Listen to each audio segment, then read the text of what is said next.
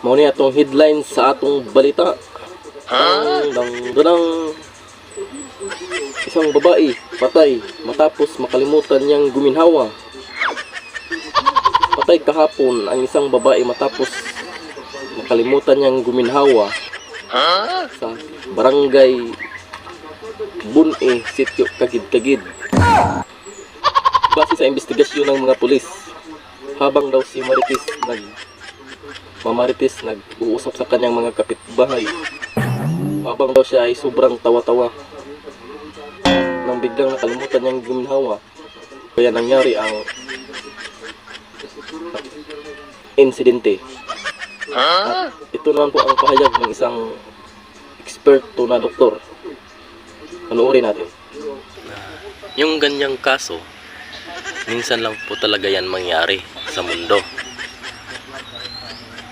Yung nangyari na makalimutang guminhawa po,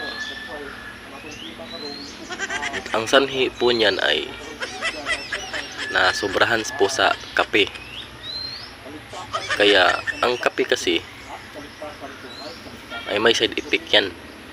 Pag masobrahan ka sa pagkakape, yan, makasanhi na yan ang pagkalimot.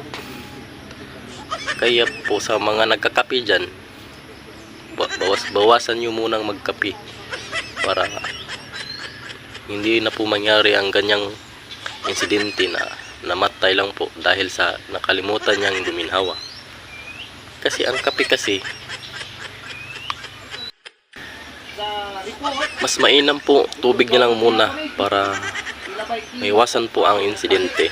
Yan na lang po. Maraming salamat. Ito po si Dr. Oscar Makabaho. Naku po, iwasan talaga natin ang pagkakapi kasi hindi talaga yan maganda. Okay lang magkapi, hindi lang sobrahan. Yan po ang ating nakuhang balita mula dito sa ating studio.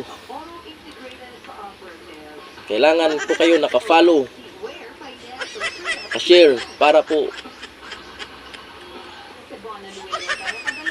maka-update kayo sa ating mga balita. Ito po si broadcaster Oscar De La Hoya.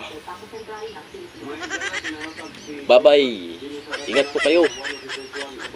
Sana makatulog kayo ng mahimbing at makamata pa ng umaga. At sana po makita na kayo ng jowa. Bye-bye po.